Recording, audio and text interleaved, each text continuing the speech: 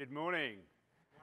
Thank you for making it to the end of the week. Are your brains full yet? Because we've got 45 minutes where we're going to cram some Microsoft Teams bots in there. So my name's Wes Hackett. I'm a Office and Apps Services MVP for the last 6 years. I'm also the CTO at a London-based ISV called Adin365. So I spend my day in Microsoft Teams app development and bots and all the kind of stuff around productivity services. So our session journey today is really thinking about Microsoft Teams providing a brand new way of working. It's kind of new to many, many organizations, and users are really familiar with Outlook. So hands up in the room, those that have used Teams in their day-to-day thing. Oh, great. So there's a lot of you are familiar with Teams. Hands up those that like Outlook over Teams. There's a couple. OK. So this is the challenge you get at any organization. You've got a mixed mode of Outlook users. You've got some that prefer Teams over Outlook. And really, adoption takes many forms. One of those forms, and the thing that we're going to look at today, is really how do we do something in Teams that we can't really do in Outlook? How do we drive the footfall into Teams through the capabilities of that interface that other platforms really make quite hard? So in order to do that, we're going to step through building a bot. So this is a fairly dev-centric session. We're going to look at taking a conversation in an existing team.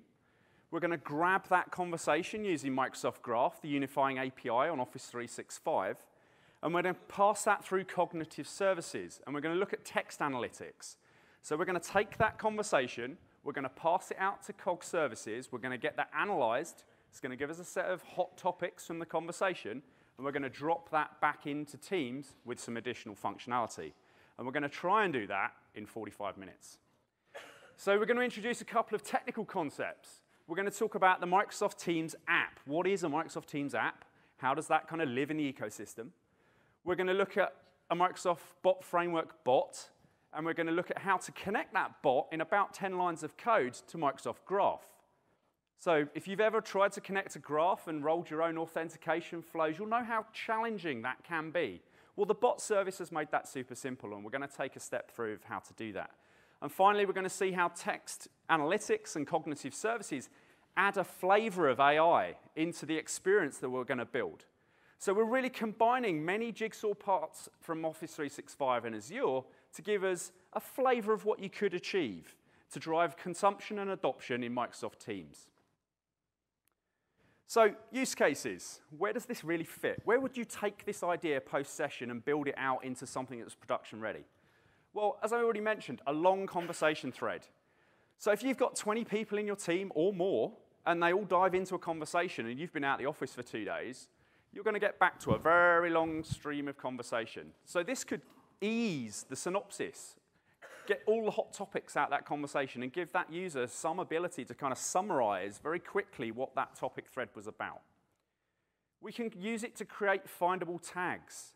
So unlike Yammer, Teams doesn't have the concept of hashtagging, but that doesn't mean to say we can't borrow the concept and drop tags into conversation threads that if you search for, those conversations are returned. And finally, thinking about the wider platform. How do we get out of that conversation and get back into Office 365 or external search platforms to find information around that topic? So I've done a set of animations here, really, because Azure sometimes takes a few minutes to provision things, but this is the steps you go through. So the first thing we need to do is think about a bot registration. Now, there's, again, multiple flavors of bot reg. You could use the Azure bot service and host your entire bot up in that service. You could build out a bot framework that you host in your own app service or on your own web servers and register the bot as a bot registration, and that's what we're going to do this morning. And that gives you plenty of flexibility, so you can kind of offboard it all to Azure, or you can host it how you choose. So when we're in our Azure portal, we're going to go and ask for a new bot channel registration. We're going to give the bot a name. Now, it's important to put a name that makes sense to a user, because that's what's going to show up when they do the app mention in Teams. We're going to pick a resource group. I created an Ignite 2018 one. We're just going to bundle our bot into the same resource group as maybe the app service would be later. We're going to grab a pricing tier. So I'd suggest starting with free. Unless you're using direct line, there's no real reason to drop into a paid channel registration service. And then we're going to give it an endpoint to talk to. Now, if you've not used ngrok, ngrok is a tunneling mechanism that allows my machine on that desk to be communicated with by Teams and the bot service. So you're kind of going to need to run ngrok to give you that external visibility back to your dev machine while you're building. Now, ngrok comes free, and it gives you a little GUID. But what I would suggest is that you probably look at taking a subscription out if you're doing bot development frequently so that you have a fixed ngrok URL while you're developing. So once that finishes, we've got our bot channel registration. Our bot service registration, sorry. Then we need to register it against channels. So in the bot framework, it can communicate via many different UXs. Now, we're obviously in this session looking at Microsoft Teams. By default, it comes with direct line and the text kind of web chat that you can drop into a web page. So we're going to need to grab Teams and add it to this experience. Again, that's really easy. We come back to our bot. We go to channels. We say, hey, we want Teams. We click accept the terms and conditions. And 20 seconds later, our bot can talk to Teams. So point and click so far.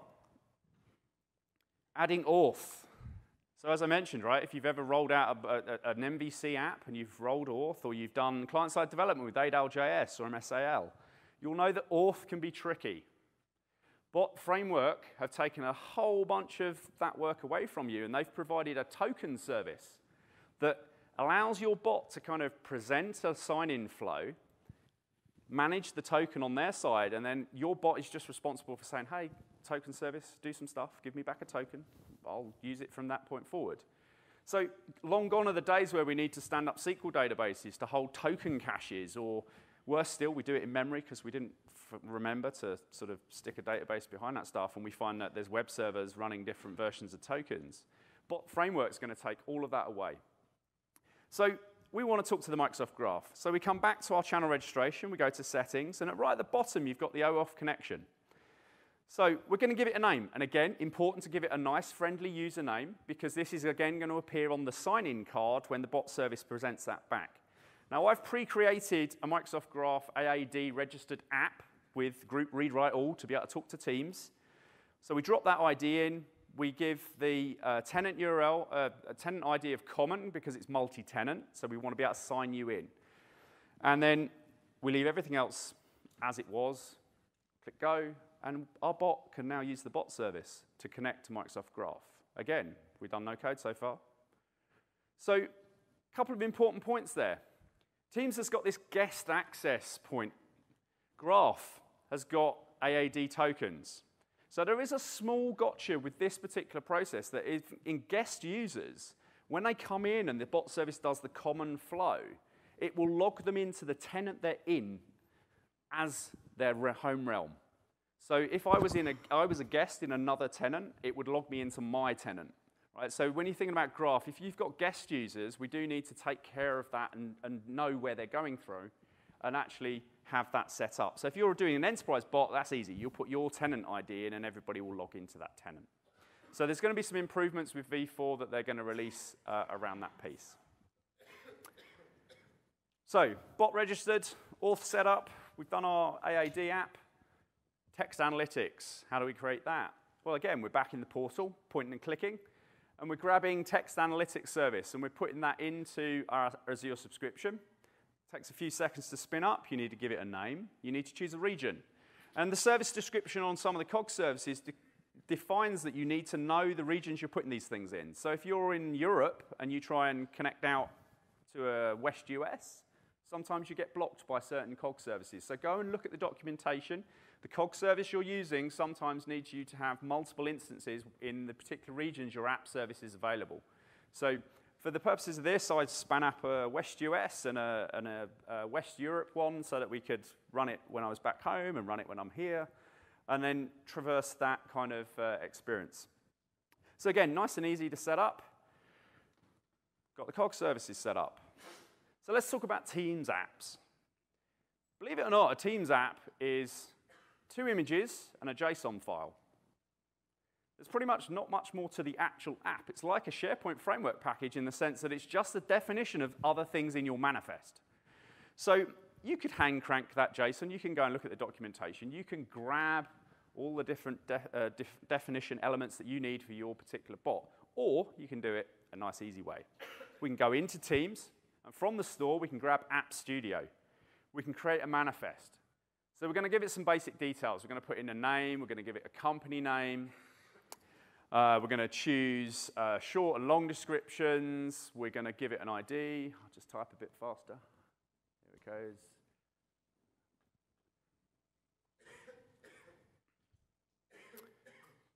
Come on.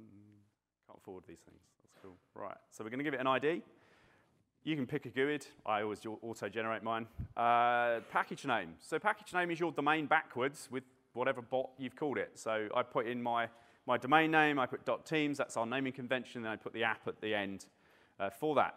We give it a version. So the version, again, important. So when you want to do lifecycle management, you shouldn't be revving the same version to release out into the ecosystem because they're not going to get those updates. So if you change the Teams app capabilities, you want to rev the version of that particular bot. Branding-wise, we've got a little icon, an avatar. So there we go. I'm just popping my avatar in. And we've got a tone color. And that's sort of the way that the bot will talk to us. So we're going to grab the existing bot, which means we've got the bot ID. We're going to expose it as a bot that can work in Teams. Now, Teams has got two types of bot. It's got the ability to talk in personal context, so like a one-to-one as a chat. Or you can talk in the channel context, as in talk to the rest of the team. So for the purposes of this demo, I'm just using the team thing, so it doesn't have the context in the part.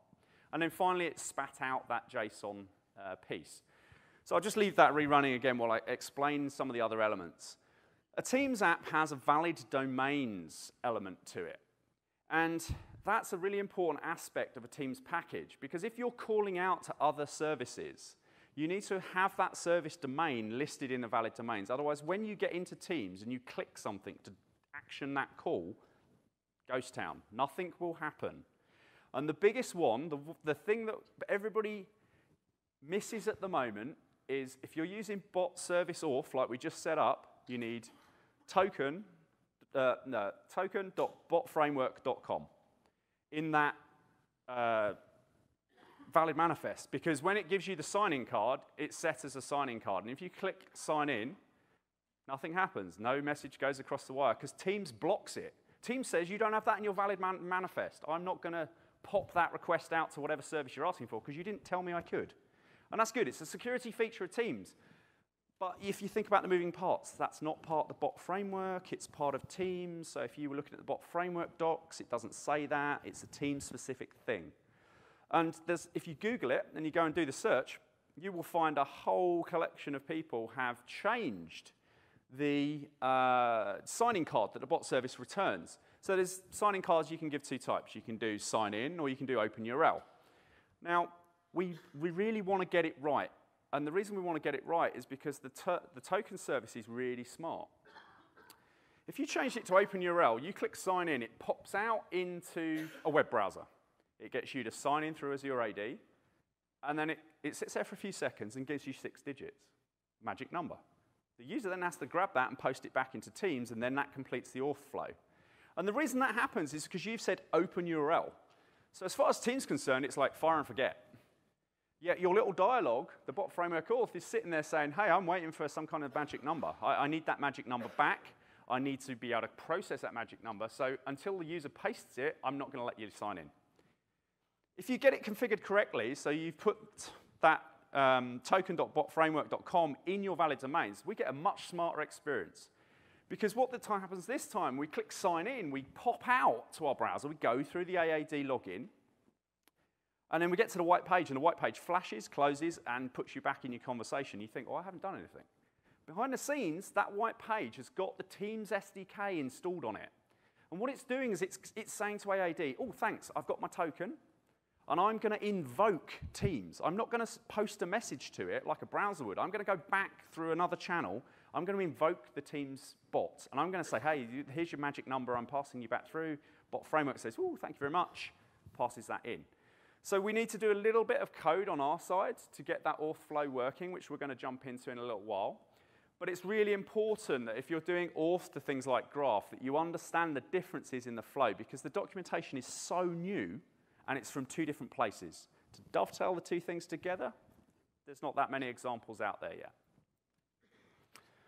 Okay, then we've got some plumbing. So we've spun up a bot framework solution inside Visual Studio, and we need to do some plumbing.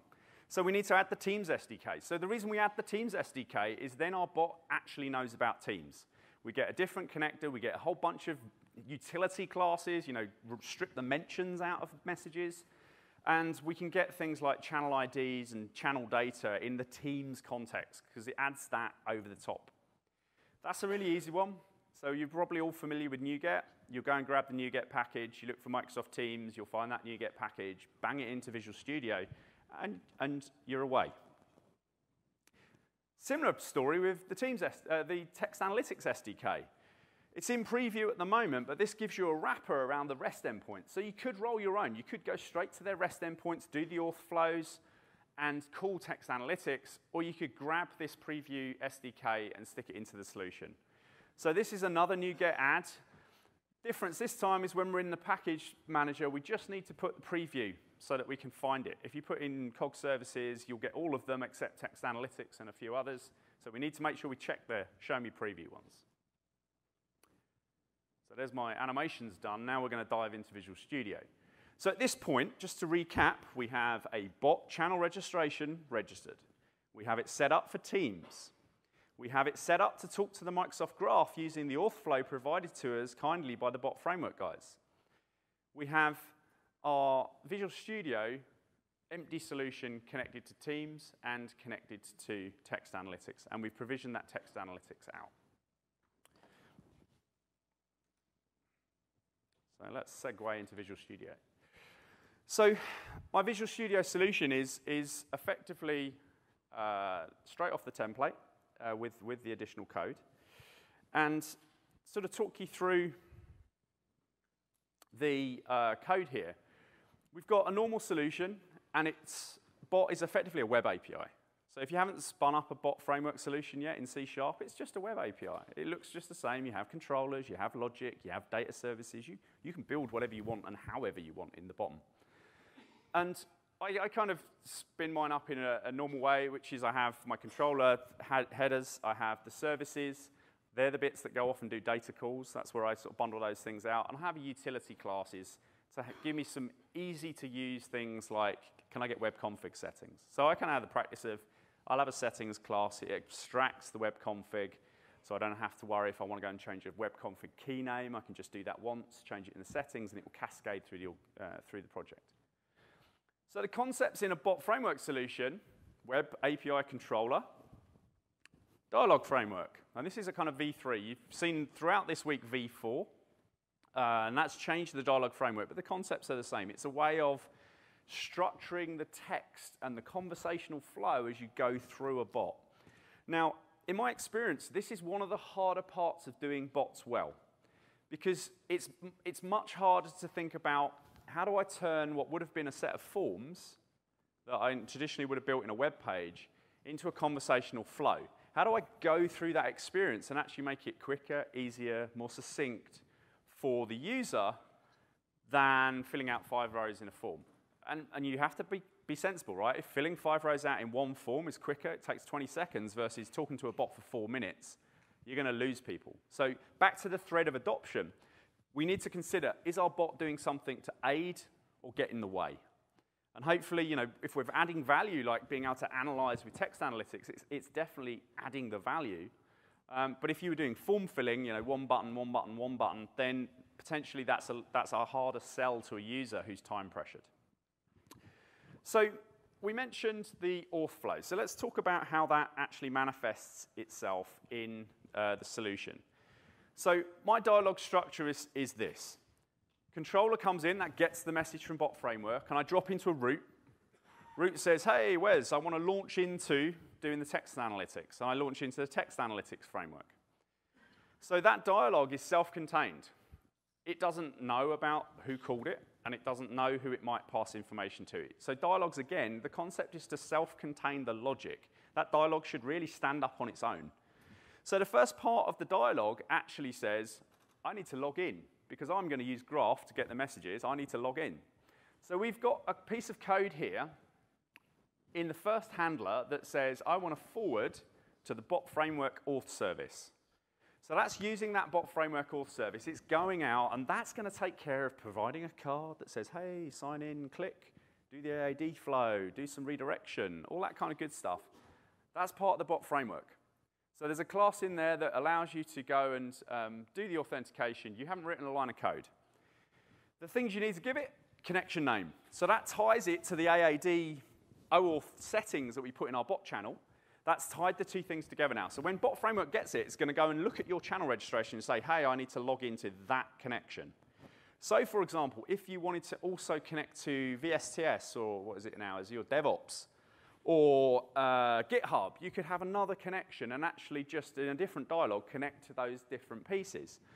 So it's a good flow to get used to because you do need to connect to many different services in enterprise scenarios. Now, we fire that off, and our dialog, the thing we control, the next step it gets is like, hey, I want to resume from going through that auth flow. But if you recall, I mentioned we have to do something in the message controller to be able to handle Teams' very smart silent login. So if we jump back to the message controller, you can see in our recipient endpoint, we've got two things. We've got message activity types, and we've got activity type of invoke. So at this point, our message controllers sort of, we fired a bot framework thing, that's put a card into our conversation. We've got the user to log in, and that silent page has gone, hey, invoke where's his bot? All right, and it's come back to me. So I need to handle that. So if you miss these lines, again, your auth flow will just give you those 6 digits. So at this point, we need to grab invoke, and we need to check, is that a Teams verification invoke? It has a particular sort of footprint and signature. And through the Teams SDK, we can actually grab that and say, yeah, that's come from Teams. That's come from our little smart login thing, and we can silently log that person in. And all it's doing is it's setting up the text to say login is complete. That's the thing the Teams SDK is looking for. And then we send it back to the root dialog. So dialogs are kind of a stack. Whoever's on top gets the message. So at the moment, we had root dialog, we had text analytics dialog, we had the bot framework auth dialog. So bot framework auth dialog is on the top of that stack, and it's going to grab that token, it's going to do the silent login, and then it's going to resume back into our text analytics. So that's pretty cool. We've got logged in at that point. Then we're going to come down and, back to our text analytics, we're going to come down and talk about how the Teams SDK gives us some of the things we need for Graph. So Microsoft Graph can get you at pretty much everything within reason in Office 365. Emails, SharePoint sites stuff. You can even use Graph to connect to older style APIs in SharePoint. If you do a token exchange, you get a refresh token, ask for the domain from SharePoint, you'll get into SharePoint API. And Teams. So Teams is like a beta endpoint today, but you've seen through the week that will go into V1 and be a production-ready service before the end of this calendar year. So our connector, we can say, hey, we're just going to check we're in Teams channel. That's a good thing to do, because if you ran this in the bot emulator, you wouldn't want to run this code because it's not a Teams chat. So we grab the connector client, and further down, we then grab channel data. So channel data is pretty cool because it shortcuts us needing to understand, what is the idea of the channel, what's the name of the channel, who's a part of that channel. We can grab a lot of information straight from the SDK in our bot. So we need the channel at this point because we need its ID for Graph. We need the channel ID for Graph. And we also need to have the Teams team ID. That is a tongue twister. The Teams team ID allows us to exchange that with another call called getFetchTeamDetails to get the AAD group ID, which is what Graph needs. So there's a few idiosyncratic things around this where we're sort of sitting there going, okay, we've got to get an ID from this, that's a UI ID, so we need to exchange it for the group ID because that's what the API needs, right? So we're taking 3 or 4 steps to get us a couple of IDs we can use in Graph. So what does the Graph call look like? Let's go to Graph Explorer. So if you don't know, Graph has a website called Graph Explorer. It's got a super easy URL, aka.ms/ge. That will get you to Graph Explorer straight away. Now you can sign in to your tenant, dev tenant, test tenant, whatever tenant you like with the signed-in user and begin exercising graph calls. Now, obviously, you need the right permissions. You need to have logged in. In a dev tenant, I'm the top user, global administrator, so I can pretty much call anything I like. I've trusted everything in Graph Explorer, so to be able to explore the API. In a production app, you're going to be looking at restricting those permissions to just what you want. So Graph has different sections, so you can see, I'll zoom it in, there we go. You can see there that we're saying, hey, we want the beta endpoint, because Teams is on beta. The next section is we want Teams, because we're in Teams. And then we're going to give it that AAD group ID that we just exchanged inside the bot framework. And then we're going to call get channels, and we're going to look at the channels piece. So it's a bit of a long URL, this one. And don't worry, you don't need to write it down. This will be unique to your tenant. So we grab the channel, and this time, I highlight this. This bit is from channel data, and that's the channel ID. Good luck typing that by hand. Good luck remembering those, right? We want to automate this process. Even if you knew the general channel was that ID, you don't want to store it. You want to look that stuff up. So that gets us team channel. So now we can go to the messages construct, and we can grab the messages. Remember, we want the thread. We want to come in at the bottom of the thread. We want to say, hey, bot, grab that thread and process it. So we're going to have to come up with the URL that does that. So at the end of that, messages is the next piece, and we need the message ID. So we're going to jump back to the code, and we're going to see some how do we get the message ID? What do we need to do to get that, and how do we need to process it? And again, there's some kind of, it makes sense once you've done it, but when you read the docs, of course, it all feels a bit brand new. We've got a couple of calls that we need to make. So the first one is, I need to know where I am. So I'm the last message in that thread at the moment, and I need the ID. And thankfully, when you get the graph object back, it has a reply to ID. And that reply to ID happens to be the first in that thread. So we've got top and bottom. So we need those two objects, because they're part of our thread. So we're going to go grab those. Then what we're going to do is we're going to say, hey, I need to grab everything between them. So I'm going to say, take my root message, and I'm going to do /replies this time, and it's going to grab everything else. And that gives us a full thread conversation from Graph. So we're going to make 2 or 3 calls, and that ends up giving us all of that data back. So if I jump down to my team service, you can see I've got a couple of helper methods here. The first one is get that individual message. So you can see that I pass in the team ID, pass in the channel ID, and finally the message. That gets me a specific message. And I've got another helper here, which is get the replies, pass in team ID, channel ID, message ID, and this time say get me the replies. Okay, so good so far. We're about to call Graph for the very first time. So once we've called Graph and we've got that data, we're going to need to just do some playing around with it, because it comes back with some HTML stuff. And for this demo, I'm ignoring attachments. So if you sent an adaptive card or any kind of other card, hero card, thumbnail card, any kind of attachment image into a message thread, it comes on the attachments piece. For the purposes of the 45-minute session, we're going to skip that bit and not process content inside cards. We're just going to look at doing some body text. Now, this comes back as HTML. So we need to do a bit of text parsing. So this is a preview API. It's in beta. So at the moment, it comes back in a well-structured but formatted in HTML format, not plain text. Now, to analyze it, we need to strip the HTML. So we've got a little helper method that goes off and converts it to plain text.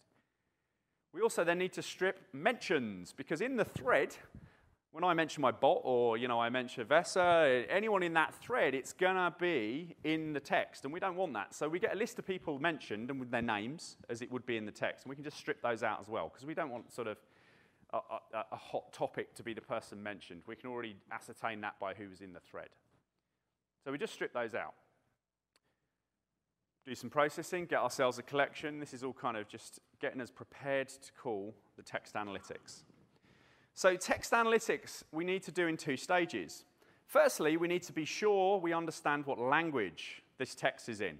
So there's an endpoint on text analytics called detect languages. And what you do is you take each one of those message threads, you blob it out into a manifest, pass it out to text analytics and say, hey, what are these messages? What language are they in? Because when I go to do the text analysis for the keywords, you need to be able to pass that in. So the first call out to text analytics is going to go and give us a set of message information around how that is called. And if I go back to the service for text analytics,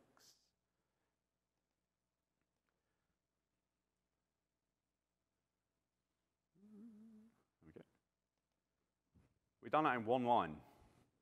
So we pass a batch of the strings in, and we get back through the SDK one line. Now, if you roll your own REST, you're going to probably put a bit more code in.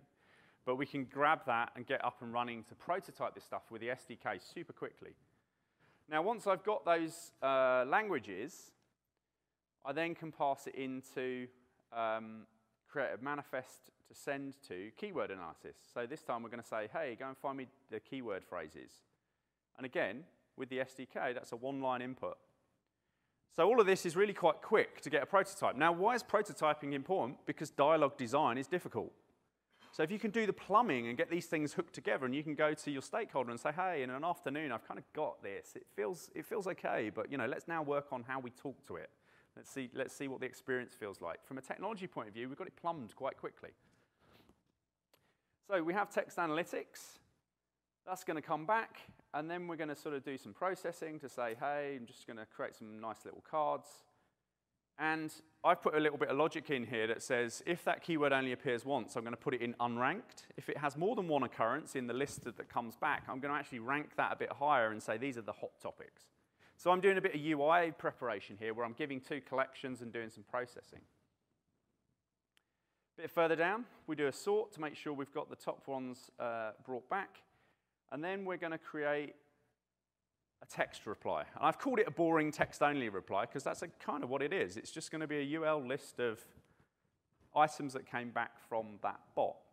Now, bot UI is not as boring as just text. Right? We can add additional things into the bot that gives us a bit more of an engaging experience. So we can use a thing called a hero card, and that's a big sort of take up the full width of the conversation thread with images and buttons and stuff like that. We can use a thumbnail thread, which puts the image to the left, is a bit thinner. We can actually use adaptive cards, and if you've looked at like Outlook adaptive cards or any of the adaptive card stuff, I really recommend getting your head around adaptive cards, because they give you a lot more structure and a lot more formatting capabilities around messages back via a bot.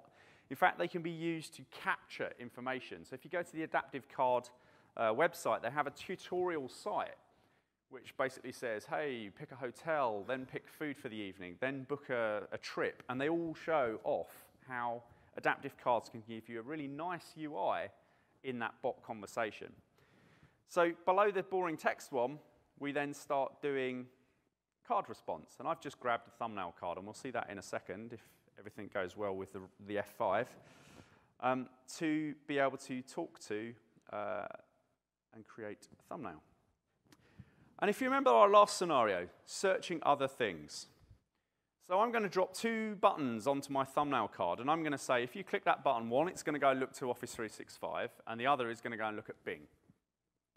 So you'd expect Bing not to find your enterprise stuff, although we've seen search things today that suggest that actually in the future that's not going to be the case, right? We're going to see Office 365 from both sort of experiences. So this gives us an open URL button. So it's going to go, hey, web browser, boom, off. Now I've hard-coded the URLs, but you could imagine you could actually go and query SharePoint directly and start presenting results back, right? But for the purposes of today's demo, it's quite a simplistic experience. And that's all the code. So now we're going to give it a run. And I'm going to hope everything works, because all week that graph endpoint has been up and down and up and down. It's been broken and fixed, and it's brand new, and who knows. So before we do anything, I'm going to see if it actually runs in Graph Explorer. That gives me a clue that it's online. Yes, right, good. Okay. So I've got a conversation here. It's just a snippet from an F1 report from Singapore.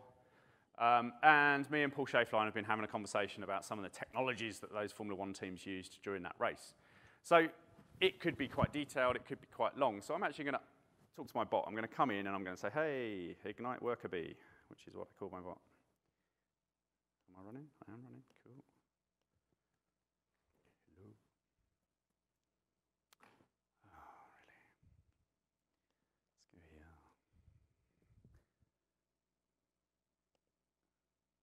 I need to add my bot to the thing. Oh, I do. There we go. Need to add to my bot.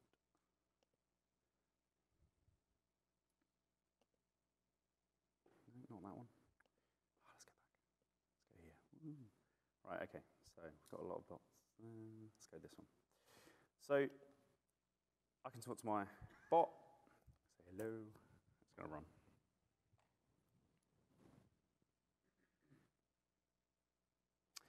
Now, I always put a breakpoint in the very first line of my controller so that I know my ngrok tunnel's running, which when the Wi-Fi is up and down is always a good point.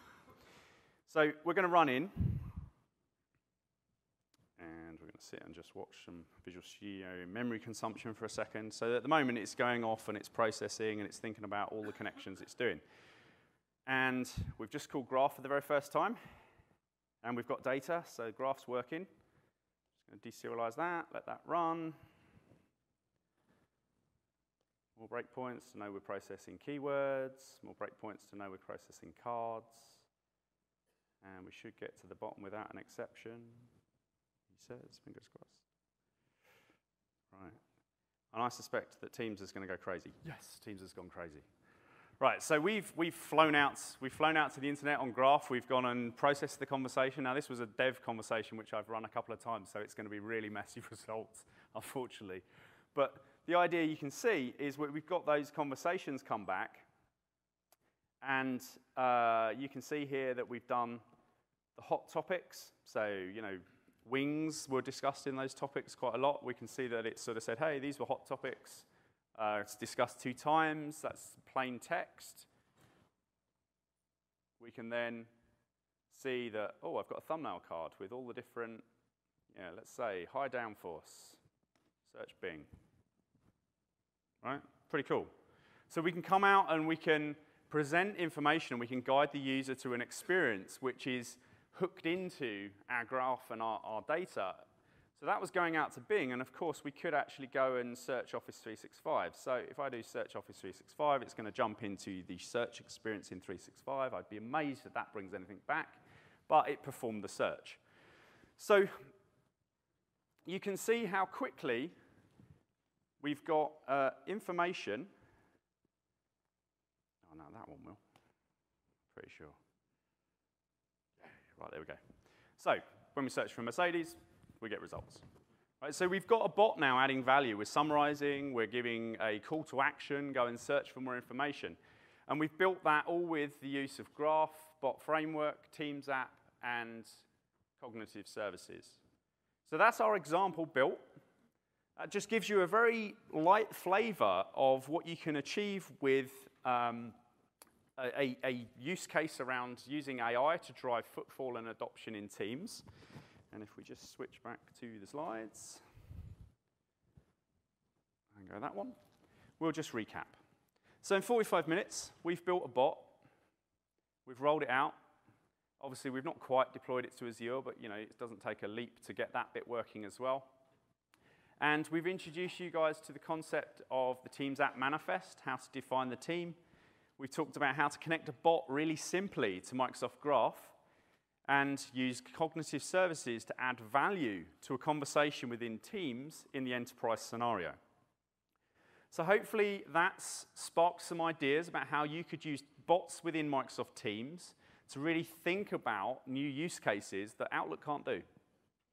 Right, to do that kind of processing in Outlook, you're going to write an Outlook add-in. It's going to be very flat. The user's not going to be able to talk to it potentially on the phone in the same way. So Teams gives us this new working style that you can really bolster as an enterprise. And we've seen a lot of stuff about V4 this week. To take that into a V4 bot framework solution, it's not going to need that much rework. You're just going to change the dialogue structure. All the other steps are the same. So using the framework, using Graph, using text analytics, they're all kind of going to be the same. So that concludes our session.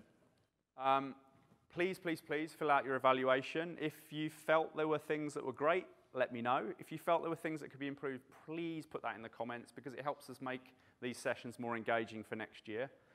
And now I just want to leave 5 minutes for anybody with questions.